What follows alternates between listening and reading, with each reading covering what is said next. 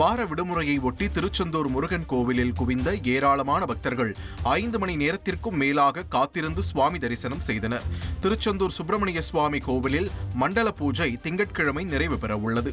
இந்நிலையில் ஞாயிற்றுக்கிழமை விடுமுறையை ஒட்டி பல்வேறு பகுதிகளில் இருந்தும் வந்த ஏராளமான பக்தர்கள் காலை முதலே கோவில் முன்புள்ள கடலில் புனித நீராடி நாழிக்கிணற்றில் குளித்துவிட்டு குடும்பத்துடன் முருகனை தரிசனம் செய்தனர். இதனால் பொது தரிசனம், கட்டண தரிசனம் என அனைத்து வரிசைகளிலும் பக்தர்கள் கூட்டம் அலைமோதியது. சென்னையில் முதல் முறையாக மக்கள் பயன்பாட்டிற்கு வரவுள்ள குளிர்சாதன மின்சார பேருந்துகளின் சேவையை துணை முதலமைச்சர் உதயநிதி ஸ்டாலின் திங்களன்று தொடங்கி வைக்க உள்ளார்.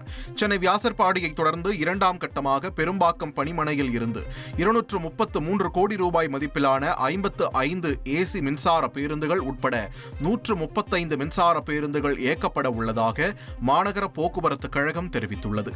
இதற்காக பெரும்பாக்கம் பணிமனை 49.56 கோடி ரூபாய் மதிப்பீட்டில் புதுப்பிக்கப்பட்டுள்ளது. இனி செல்லும் இடமெல்லாம் செய்தி.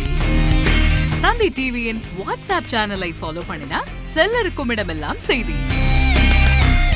இதோ QR கோட் இப்பவே ஸ்கேன் பண்ணுங்க, ஃபாலோ பண்ணுங்க.